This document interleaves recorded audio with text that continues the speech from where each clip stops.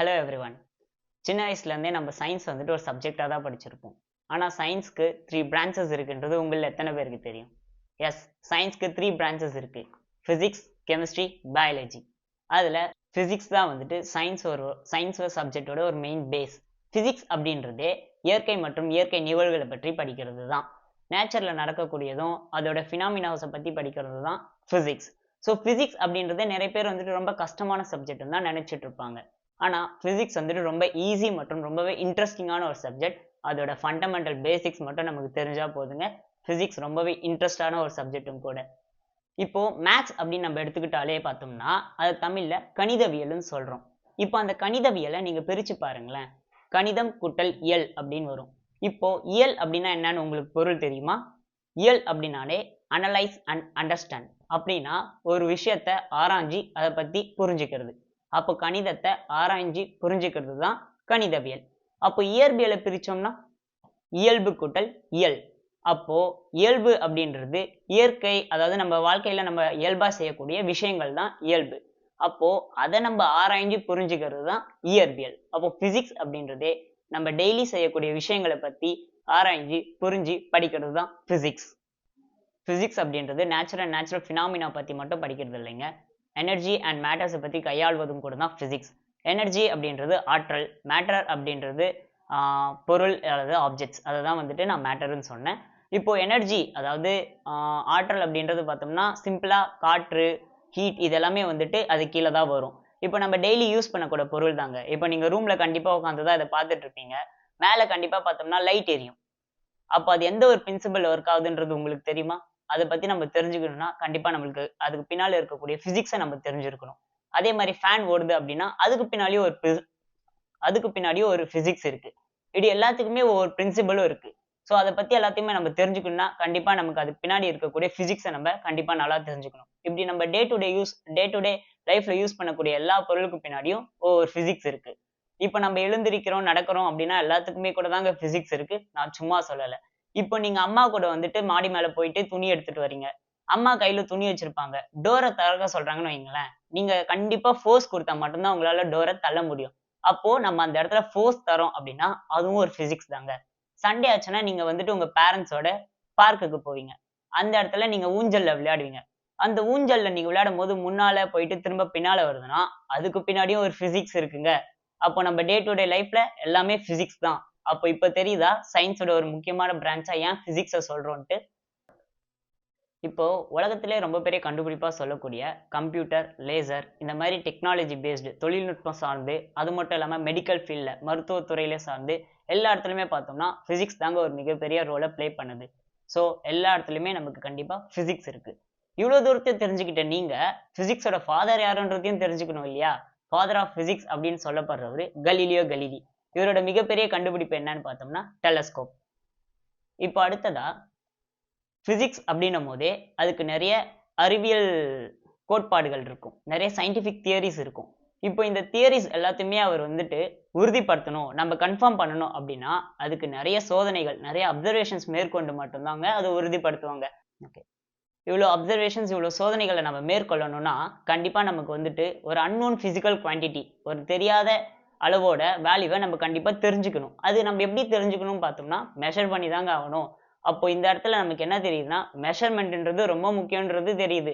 சயின்ஸ்க்கு base பிசிக்ஸ்னா அப்போ பிசிக்ஸ்ல நம்ம நிறைய எக்ஸ்பெரிமெண்ட் செய்யறோம், நிறைய அப்சர்வேஷன் செய்யறோம் அப்படின்னாலே கண்டிப்பா அந்த இடத்துல மெஷர்மெண்ட் ஒரு மிகப்பெரிய ரோலை பிளே பண்ணுதுங்க. மெஷர்மெண்ட் அதாவது அளவீடு, அது வந்துட்டு நம்மளோட டே டு டே லைஃப்லயுமே ஒரு வைட்டல் ரோலை ப்ளே பண்ணுது. எப்படின்னு யோசிக்கிறீங்களா? இப்போ உங்களோட வீடு எடுத்துக்கோங்க, அடுத்து உங்களோட ஸ்கூல் எடுத்துக்கோங்க.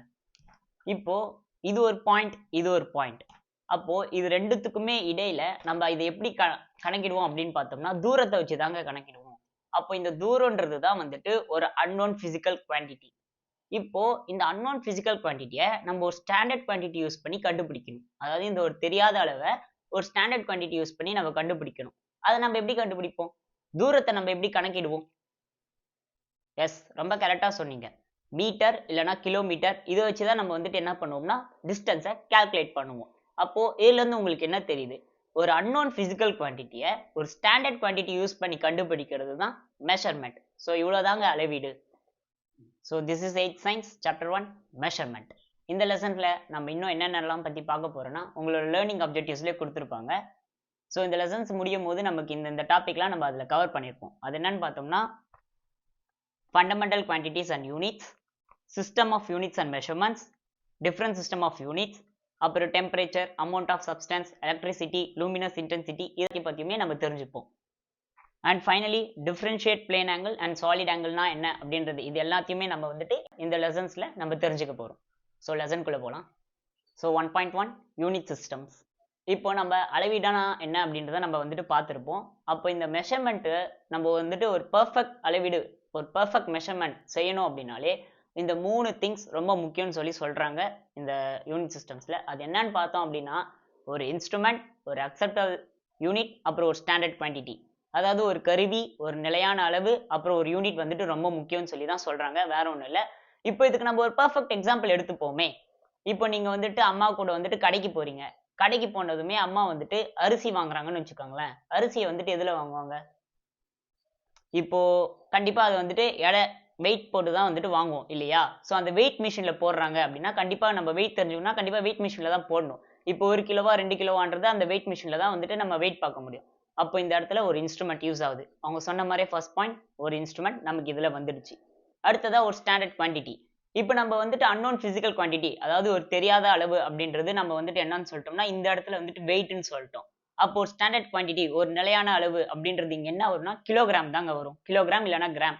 இப்போ 1/2 கிலோ வாங்குறீங்கன்னா 500 கிராம். ஸோ இந்த இடத்துல நம்ம கிராமில் எடுத்துக்கிறோம். 1 கிலோ வாங்குறோம்னா கேஜியில் எடுத்துக்கிறோம். அப்போ இதை தான் வந்துட்டு ஒரு ஸ்டாண்டர்ட் குவான்டிட்டியாக சொல்கிறாங்க. அப்போ செகண்ட் ரூல் ஸ்டாண்டர்ட் குவான்டிட்டி வந்துடுச்சு.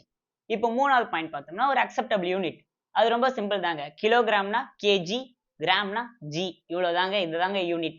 ஸோ அந்த சிம்பிளை தான் வந்து நம்ம யூனிட்னு சொல்கிறோம், வேற ஒன்றும் இல்லை. ஸோ யூனிட் சிஸ்டம்ஸ் நம்ம பார்த்துருப்போம் இல்லையா? ஆனால் இது வந்துட்டு உலகத்தோட மற்ற வேரியஸ் பகுதியில் வந்துட்டு இது சேமாக இருக்குமா அப்படின்னு கேட்டால் கண்டிப்பாக இருக்காதுங்க. பீப்புள் வந்துட்டு மற்ற இடங்கள்ல நிறைய விதமான சிஸ்டம் யூனிட்ஸை யூஸ் பண்ணுறாங்க. அதில் ரொம்பவே காமனான ஒரு சிஸ்டம் யூனிட்ஸை பற்றி நம்ம இங்கே பார்க்கலாமா? FPS, CGS, MKS.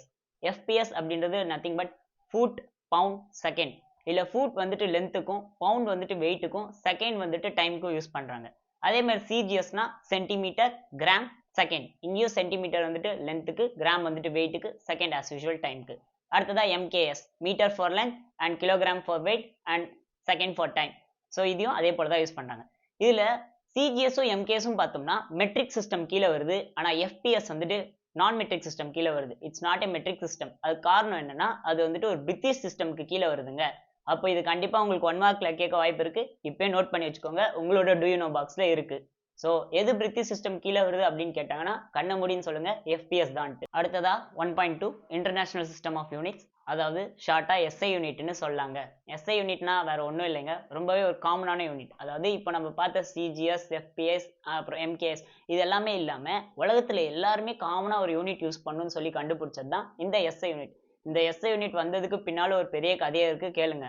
அதாவது ஃபர்ஸ்ட் ஆரம்பத்தில் வந்துட்டு ஏர்லியர் டேஸில் சயின்டிஸ்ட் எல்லாருமே வந்துட்டு நிறைய ரிசர்ச் பண்ணாங்க, நிறைய அப்சர்வேஷன்ஸ் மேற்கொண்டாங்க இல்லையா? அப்படி செய்யக்குள்ள அவங்கவுங்க ஒவ்வொரு யூனிட்ஸ் தான் யூஸ் பண்ணாங்க. ஒருத்தர் எஃபிஎஸ் யூஸ் பண்ணுறது, ஒருத்தர் சிஜிஎஸ் யூஸ் பண்ணுறது. அது மட்டும் இல்லாமல் இப்போ இருக்கிற அந்த ஸ்மார்ட் ஃபோன்ஸ் எல்லாமே அந்த காலத்தில் கிடையாது இல்லையா? அப்போ லேக் ஆஃப் கம்யூனிகேஷன் இருந்தது.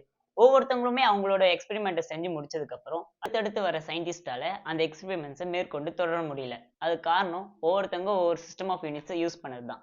அப்போ இவங்க எல்லாருமே யோசிச்சது என்னன்னா காமனாக நம்ம எல்லாருக்குமே ஒரு சிஸ்டம் ஆஃப் யூனிட்ஸ் இருக்கணும் அப்படின்னு சொல்லி பார்த்தோம்னா 1960ல 11th ஜெனரல் கான்ஃபரன்ஸ் வந்துட்டு பாரிஸ்ல நடந்தது, பிரான்ஸ்ல இருக்குங்க. அந்த இடத்துல சயின்டிஸ்ட் எல்லாருமே வந்துட்டு ஒரு ஆர்கனைசேஷன், அதாவது எல்லாருமே ஒரு கூட்டம் கூடி அந்த இடத்துல, ஸோ கான்ஃபரன்ஸ் அப்படின்னும் போதே ஒரு கூட்டம் கூடுறாங்க இல்லையா? அந்த இடத்துல கூடி அவங்க முடிவு பண்ண விஷயம் என்னன்னா எல்லாருக்குமே காமனாக ஒரு சிஸ்டம் யூனிட் வேணும் அப்படின்றது தான்.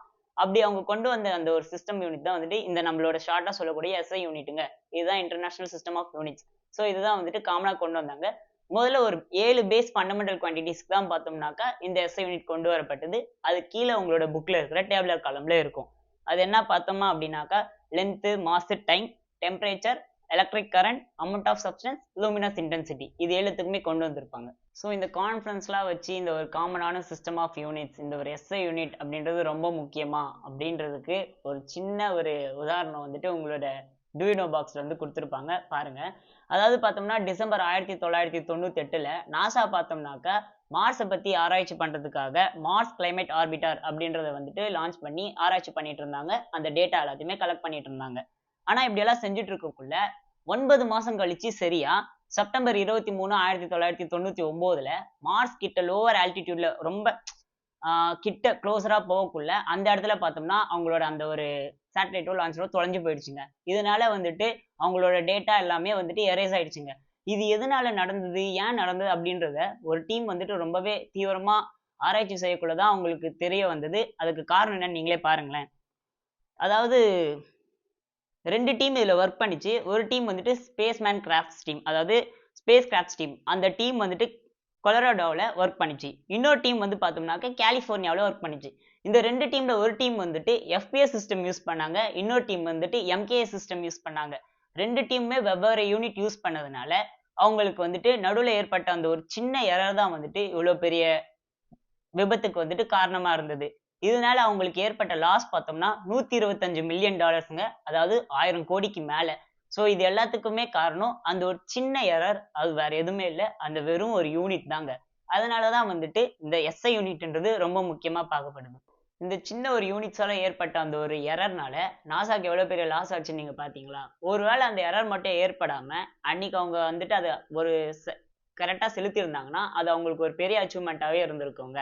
இப்போ இதுலருந்து நம்ம என்ன தெரிஞ்சுக்கிறோம் அப்படின்னா, எஸ்ஐ யூனிட் எவ்வளோ இம்பார்ட்டன்ட்ன்றத தெரிஞ்சுக்கிறோம். நம்ம வீட்ல யூஸ் பண்ணக்கூடிய அரிசியில இருந்து ஸ்பேஸ்க்கு இப்போ நாசா செலுத்துறாங்க ஒரு ராக்கெட்னா, அப்போ எது வரைக்கும் போகுது பாருங்க யூனிட்டோட அந்த ஒரு இம்பார்ட்டன்ஸ். அப்போ இதுலருந்து நமக்கு என்ன தெரியுதுன்னா, மெஷர்மென்ட்ன்றது ரொம்பவே இம்பார்ட்டன்ஸ்ன்றத நீங்களும் புரிஞ்சுக்கோங்க. நீங்க யூஸ் பண்ணக்கூடிய ஸ்கேல்ல இருந்து, வெயிட் மெஷின்ல இருந்து எல்லாத்துலயுமே மெஷர்மென்ட் வந்துட்டு நீங்க தெரிஞ்சுக்கிட்டா மட்டும் தான் அத யூஸ் பண்ணவும் முடியும். அதனால நீங்க ஏமாறாமயும் இருக்கலாம். ஸோ மெஷர்மென்ட்டோட இம்பார்ட்டன்ஸ தெரிஞ்சுக்கிட்டு அத கேர்ஃபுல்லா ஹேண்டில் பண்ணுங்க.